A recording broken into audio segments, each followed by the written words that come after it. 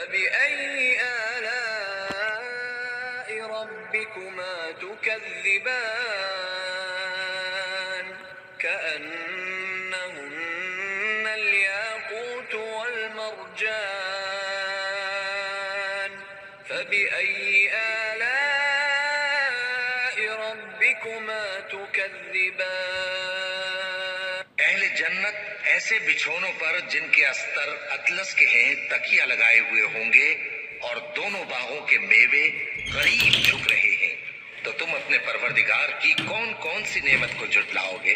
ان میں نیچی نگاہ والی عورتیں ہیں جن کو اہل جنت سے پہلے نہ کسی انسان نے ہاتھ لگایا اور نہ کسی جن نے، تو تم اپنے پروردگار کی کون کون سی نعمت کو جھٹلاؤ گے؟ گویا وہ یاقوت اور مرجان ہے، تو تم اپنے پروردگار کی کون کون سی نعمت کو جھٹلاؤ گے؟ هل جزاء الإحسان إلا الإحسان فبأي آلاء ربكما تكذبان ومن دونهما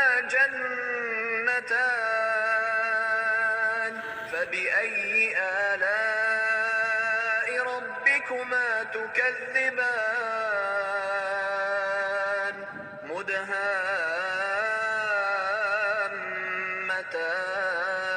مدهامتان فبأي آلاء ربكما تكذبان فيهما عينان نضاختان فبأي آلاء ربكما تكذبان فيهما فاكهة ونخل ورمان فبأي آلاء ربكما تكذبان نیکی کا بدلہ نیکی کے سوا کچھ نہیں ہے، تو تم اپنے پروردگار کی کون کون سی نعمت کو جھٹلاؤ گے؟ اور ان باغوں کے علاوہ دو باغ اور ہیں، تو تم اپنے پروردگار کی کون کون سی نعمت کو جھٹلاؤ گے؟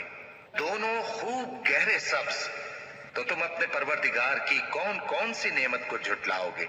ان میں دو چشمے ابل رہے ہیں، تو تم اپنے پروردگار کی کون کون سی نعمت کو جھٹلاؤ گے؟